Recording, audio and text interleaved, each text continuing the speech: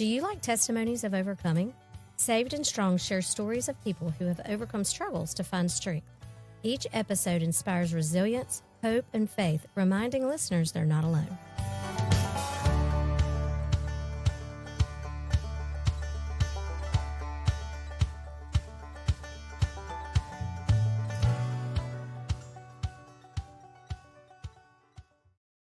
Hi, this is Carrie Watts with the Saved and Strong podcast. I am here with my special guest, Kelsey Decker. Kelsey, thank you so much for being here with us today. Hi, Carrie. It's an absolute pleasure. Thank you so much. Kelsey Decker founded the Morning Glory Global after surviving cult trafficking in her 20s and sexual exploitation in her 30s. Her testimony is being set free from addictions, abuse, and the occult. As a lived experience expert, Kelsey embodies love, compassion, and understanding, and the joy of the Lord, necessary components of successful outreaches to those bound by exploitation. You can find more about Kelsey on her website, morninggloryglobal.com. So, Kelsey, tell us about where you got the name for your website, morninggloryglobal.com. Yeah, so Morning Glory, when I first was led to start my own nonprofit, I was searching. That's the first thing. You're like, what's the name, right? Like, what's going to be the name of this organization? And I kept hearing Morning Glory, and I didn't like it. I was like, no, no, no, no. I'm like, that sounds cheesy. I had all this judgment against it, and I just kept feeling like that's what God wanted me to call it. And then he led me to Psalm 30:5. Weeping may endure for the night, but joy comes in the morning. And I just felt like that was the perfect description of what we do. And like we minister to women who are in the sex industry, and we restore dignity and we restore hope through faith-based outreach and support. And so there's that weeping, there's that darkness, but in Christ we know that joy always comes in the morning. Yes, it does. So tell us about your book you have coming out to be released, hopefully before Thanksgiving. Yeah, so that is called The Strip Club Chronicles. That's stories from the mission field. When I started Morning Glory, even before I started Morning Glory, actually, when I got saved, which was just about 4 years ago, and during that time and the few months after that, I just started sharing my testimony, on social media. And about a year later, I started going out into the strip clubs because I got a word from the Lord that I would be ministering to strippers, prostitutes, and women who had been sex trafficked. Like, it was a direct word from him. I was living in a hotel at the time. My life was a mess. I had just fled an abusive relationship in the UK, came back to the States. So I didn't think that was anywhere in, the short future. And sure enough, it was. Not too long after that, I joined a strip club ministry team here in Indianapolis and started going out and just learning on that outreach. And there was so much healing through that for me. But during that time, I started just writing about it. I'm a writer. I love, love, love to write. I love words. And this will be my 4th book, actually.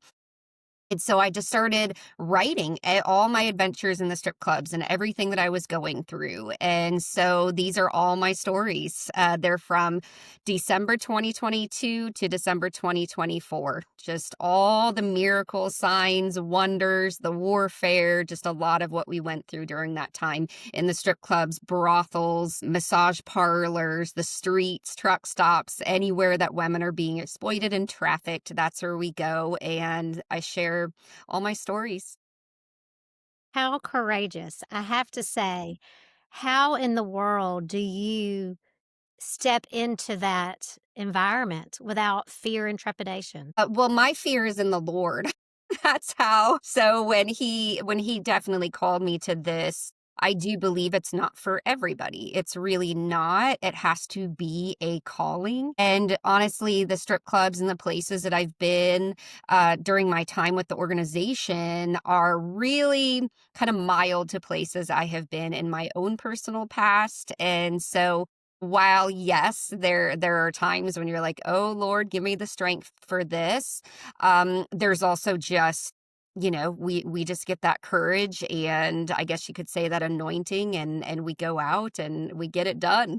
And there's so much excitement and joy just knowing that we are going to be going in and making a difference, just sharing that light in the dark places. It's really such a high. Like, we absolutely love it. My team and I, just to go in. And I mean, those are the best nights that I can think of. And then now, we also do a digital online outreach that was launched over the summer. And so this is for women who are being trafficked in the online space, which is very prevalent now. 70% of sex work since COVID has gone online. And so just within 50 miles of my zip code, there's 24,000 listings. And that's just a small city in Indianapolis. Like, larger cities can have double. And so we reach out to those women as well, and we meet up with them, providing tangible resources, food, hygiene. But that first initial contact is, can I pray for you?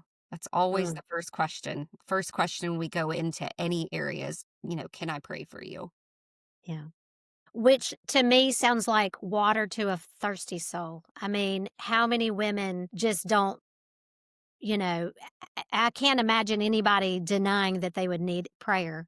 Yeah, there are some. There are some. And so we also have to be careful, somewhat with the wording that we use as well. There's always going to be that one or two who don't want what we bring in, but that's pretty rare.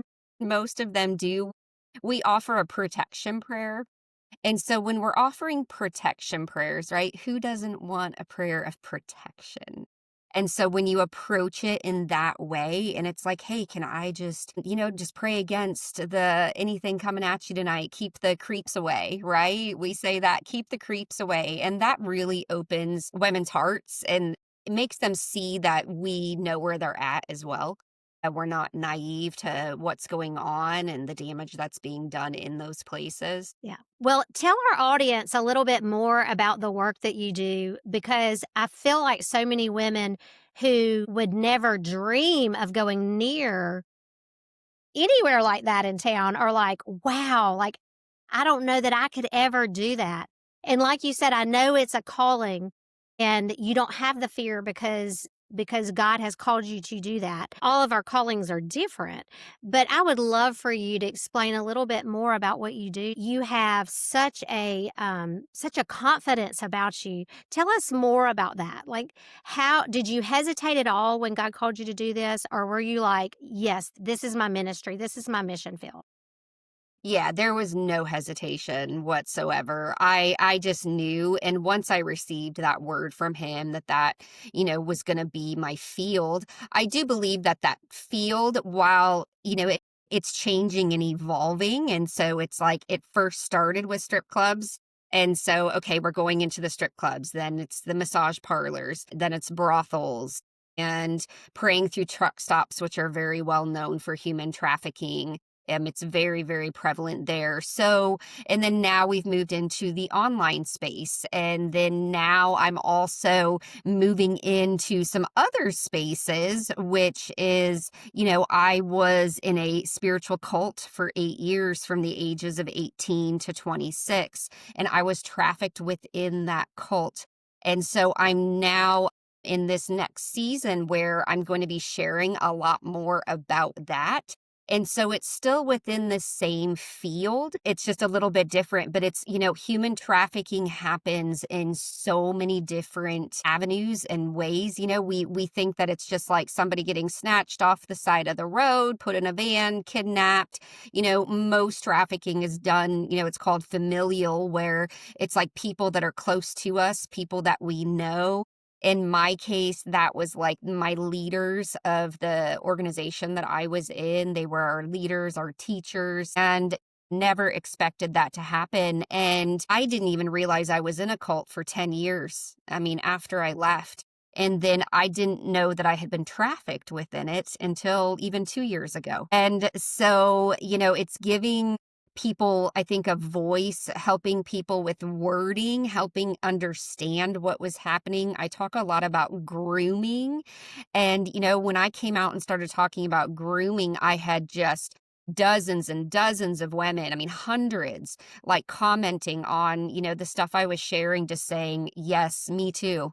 That happened to me. That happened to me. And so it's bringing, going out and doing the outreach, but also bringing awareness to these types of things and what is going on so that we're not just in a space of just reacting, but it's like we're preventing, right? We're preventing, and then we are also going out and helping once it's happened. Yeah.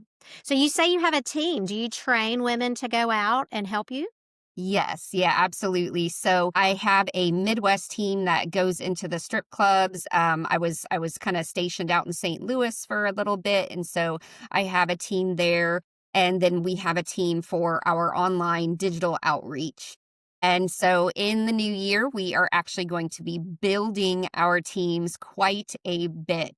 We're going to be launching some more teams. And so, we're looking for women who want to go out into the strip clubs in the Indianapolis area. So people who are in Indiana, but then also for our digital outreach. And these women can actually be from anywhere. So you can be anywhere in the United States and you can join our team because all you need is a computer. That is all you need. And so what digital outreach is essentially, there's a program that we use. There's like an app. And like I said, that's here in our zip code. So it's very local to us. So we are getting women that are within, usually 20 minutes of us that we're able to, kind of go out and help in tangible ways when we need to. And so basically, I train people how to reach out on the app. So we'll send like a bulk text message, and that usually goes up to 250 women at a time. And so then we need advocates. That's what we call them. And the advocates then respond. So we're having all of these conversations going back and forth and talking with these women, praying with them, offering resources, even just like, here's the food pantries that you can go to, here's where you can get some clothing, whatever it is that they're needing help with. And so, yeah, we'll be building those teams in the new year for sure, grown bigger. It's amazing. So what are the needs of these women that you find that they need the most? Food. There's food, but usually housing. There is such a housing crisis. And that's why many women, they stay where they are. They're doing what they're doing.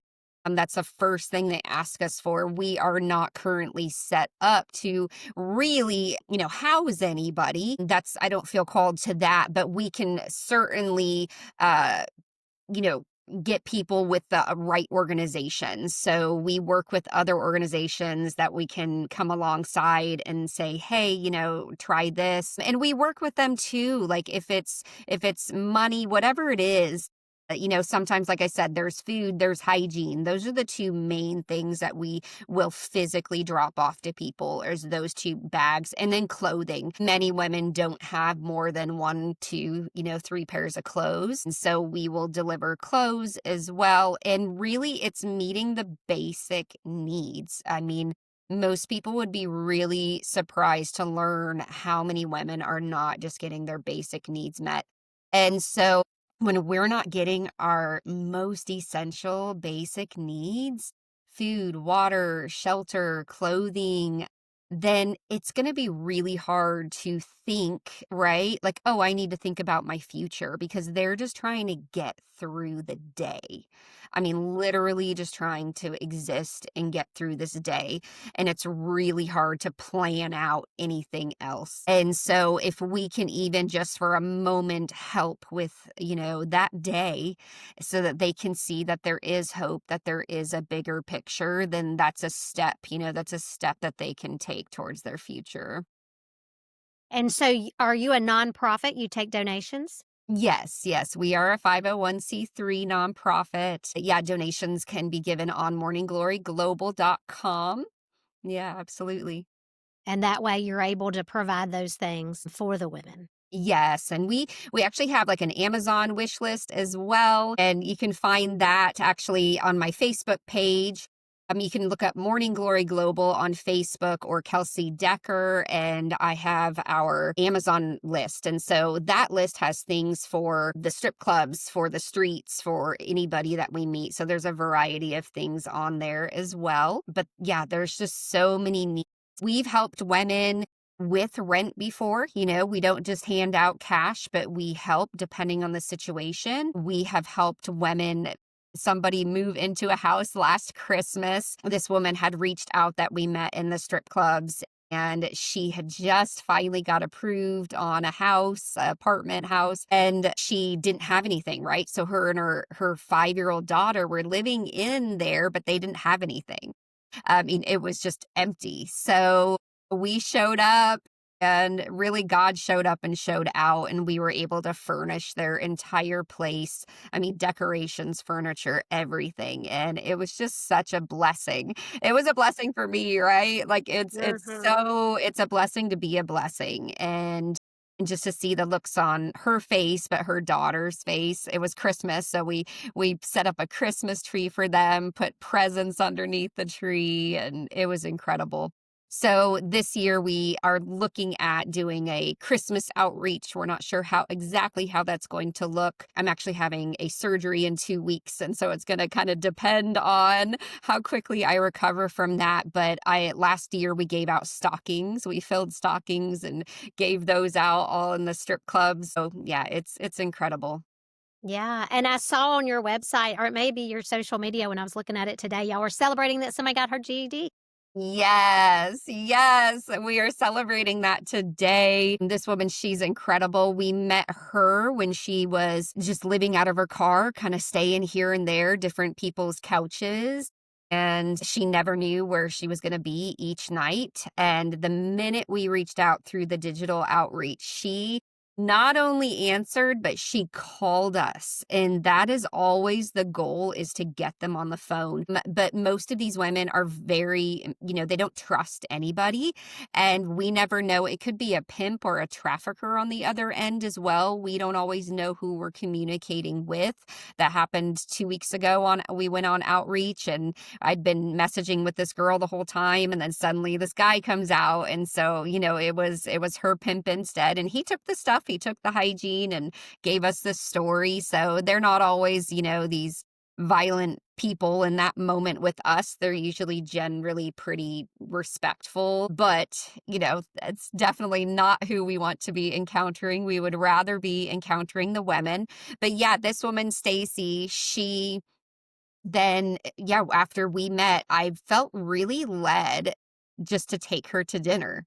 And not just like, oh, I'm going to take you to McDonald's. Like, I took her to a proper restaurant, and we went to this restaurant, and she was so impressed. Like, she was just like, oh, really, we're going to go there? And it's like she hadn't had a meal like that before, and she just pours out her story. I shared my story, and from there she just had the courage. She got the courage. She actually had a job, like a full-time job, and yet here she is sleeping in her car. And because things are just so expensive, and she was making minimum wage, like there's no way she can save up to get anything. And she's been previously trafficked, and so the next day approached her boss at work and kind of shared some of her situation, just that she didn't have anywhere to live, and it was really affecting her being able to come to work and not be tired and all of that. So long story short, he had a friend, this Christian family, and they have taken her in, and she's been living there for a couple of months now.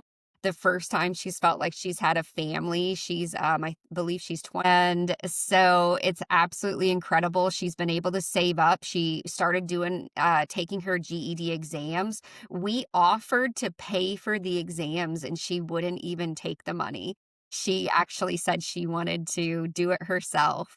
And so that was really incredible. And so we have been talking, and she has now started going to a therapist, getting some, coming out of that past. Most people need help in that area. So she now has a counselor that she's going to, and she's picked up some other jobs on the side. And so she is just incredible. I'm so inspired by her story. And just the resilience and the courage that it just takes to leave, I mean, completely leave a past behind. I understand because I have a similar story. And so it's just, but turning away from everything in your past is not an easy thing to do. And so to watch her, it's kind of this mirror image, and it's absolutely incredible. I get to watch her whole story just play out. That's beautiful, and I can just see the joy on your face. I can tell it really makes a difference in your whole outcome and outlook, I should say. So how do you develop trust in people? Do you think it's sharing your story so that they can relate to you? Do for me. I think women hesitate to come into this type of ministry because they think, well, I don't have a story like that. And so I don't want to say you have to. You don't have to have that background to be able to serve women. You just need love. You really just need love. But for me, I know that yes, that is definitely a big part of it when I can connect with people one on one and be able to say, hey, I've been there. I understand where, what you're going through, where you're at. And it is a huge thing. I've had many women in strip clubs. I remember one in particular, and I shared a bit of my testimony with her one evening, and she said, "You know what?" She's like, because there are many organizations in Indianapolis that go into the strip clubs, and she said, I love what you've shared with me tonight, because usually women just come in here shoving, Jesus down my throat or shoving the gospel. And she said, I always think, what have these women been through? Because that's how they see us, right? Like, what do you know? Like, what have you been through? And so she's like, to hear some of your testimony and to know that you've been through it, she goes, that just changed everything for me. So there's a reason God pulls us out of the things that he does.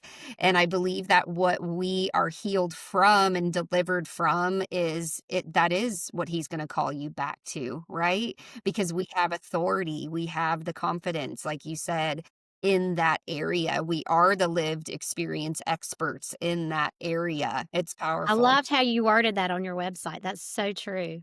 Mhm. Yeah, so true. So in my debut young adult fiction novel, the first chapter is Hope, who's running from her trafficker, runs into the safe house. And then Faith takes her in, and then Faith shares her testimony of healing and gets Hope started on her healing journey.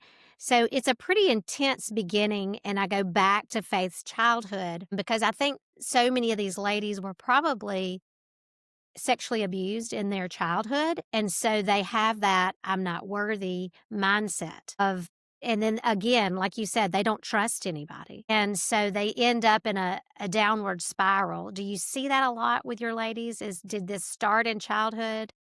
Yeah, so statistics show that up to 90, even 95% are sexually abused as a child. And so when you've been exposed to that, you sort of get numb to it, right? And that just becomes normal. And unfortunately, that's the sad part, but that becomes just kind of okay. And when you're just seen as a sexual object, that's like you said, that's what you internalize. And that does set the stage. And that doesn't mean that every, young girl who gets abused is going to end up in sex work. That's not what that means. That's going to come out in different ways for different women. However, the amount of women who are in sex work who were abused as children is massive. And so we have to look at that. We have to look at the backgrounds, understand the mindset of a sex worker. Yeah, what is their identity? What are they putting there? Do they even have hope? Do they even have faith? Like I said, they're just really trying to get through the day. And so if we can just say, hey, we care. Somebody is thinking about you. Somebody really is. And often during our digital outreach, that's what we'll say in the initial outreach. Just wanted you to know that somebody cares. And, I had a woman write back and she said, you have no idea what that means to me today to hear that. And they just feel discarded. Like they're just pieces of meat. Like they are just hidden from society. That's how many of them feel. And in the strip clubs, I mean, there they are. You're up and you're in the club and you're on display. But, on the inside, To be able to do all of that, you either are on drugs, and so many of them have to get on drugs to be able to get through it, or they just completely disassociate. And so that means they're not even present, right? Like they just have to escape and go somewhere else. And the women in the clubs, they have different names, right? They have an entire different persona that they are putting on. I tell the women on my teams, even the names they give us often, they'll say, like, oh, I'm giving you my real name. And half the time, those real names, that's their fake real name that they're giving Mm, us. And so that's the depth of mistrust. yeah, I can see that. So, have you seen any of them actually come to Christ and feel that, okay, I'm actually new again? Like, it's so hard to believe that Jesus can really wash us white as snow. Like, what is purity to these women? Like, do they really take on their new life? Because it's a transformed mind, right? Yeah, well, that's not spontaneous for anybody, right? And so it doesn't matter if it's a woman in a strip club or if it's, I mean, even somebody who's been in church their whole lives. Like, I mean, it's what 70% of even pastors, men who go to church watch pornography. And so to say, what is this woman's idea of purity? Well, what are all these men's idea of purity?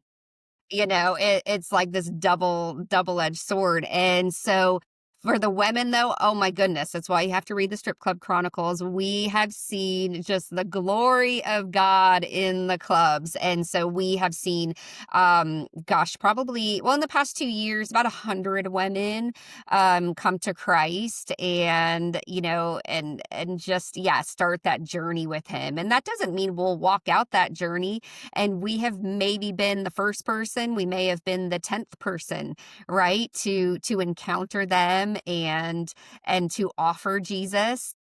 They take, sometimes they don't, right?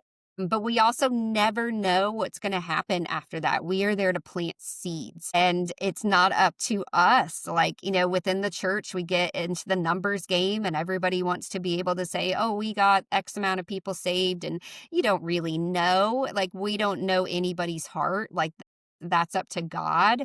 And so we go in, we plant the seeds, and we've seen women completely under the power of God. Like, I mean, falling on the floor, laughing, I mean, touched by God, people just delivered of things, the joy of the Lord there. I mean, really God encounters. And so I always say I encounter the Lord more in the strip clubs than anywhere else. Like he shows up there. He shows up where he's wanted and where he's needed. I love that. Well, you're definitely bringing light into the darkness where you go. And so you just beam, you just glow, and I love the work that you're doing. I'm so inspired and encouraged by it. I'm in Mississippi, and so we have a Mississippians Against Human Trafficking and for Violence Prevention.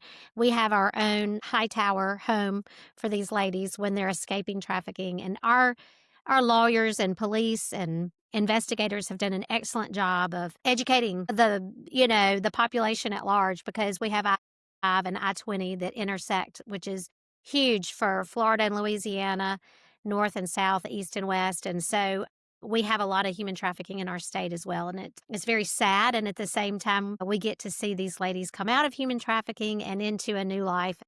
And that's the joy of it, right? Is getting to see them have that change. And it's not a lot, it's not their fault, right? It's not their fault. And it's kids, it's boys and girls, it's men and women, right? And so as you said, we all have our own all have our own temptations and things we struggle with. I think this is human trafficking and sex abuse is a topic that most people would rather ignore rather than take on and pray about it. I think that if you don't want to serve in that community, you definitely need to be praying about it and protecting your own family Yes. because ignoring it does not help, our own family at large. And so thank you so much for the work you're doing. Is there anything else that you would like to say to inspire or encourage our audience to help you and your ministry or to help their communities?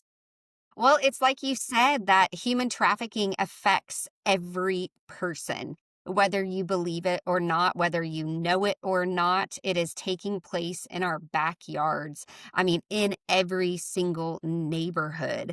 And so just raising awareness, right? Do your own education. I just love to remind people to empower themselves, right? Like there's so much education out there that all you have to do is go online and take a human trafficking class, find out about what it is, how you can prevent it, the signs of human trafficking, and just be a great listening ear to people. Be a safe space.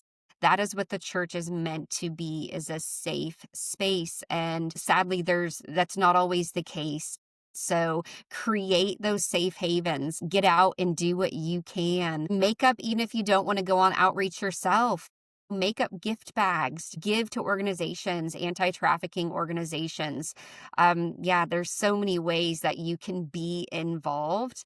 And honestly, when you get out and you are helping to make a difference in women's lives and other people's lives in that way, the gift that it is for you, right? The healing that takes place by serving and giving in that way is immense. And so I know that even for your podcast, some of the people that listen to this and maybe are looking for their own personal healing journey from trauma, abuse, exploitation, whatever it is, I have always said since I got saved, the greatest way to even like get out of depression, get out of myself is to serve, be of service in some way. And I know that's greatly helped me on my journey. And so I just encourage others, yeah, to just ask God where you can serve. Yes. Even Jesus came to serve and not to be served, right? So if we're to be like him, that is our mission as well. Mm. That's all right. Well, Kelsey, it is a joy to talk to you today. I am going to start wrapping it up. I want to thank you for being here and taking time out of your busy schedule to help us to bring awareness to the listeners that are listening today. I want to thank the listener for being here for the full allotted time, almost 35 minutes. I will have all of Kelsey's information in the show notes, and we're going to get that book, no doubt, and share it. Amen. Amen. Well, thank you so much. Thank you for being here.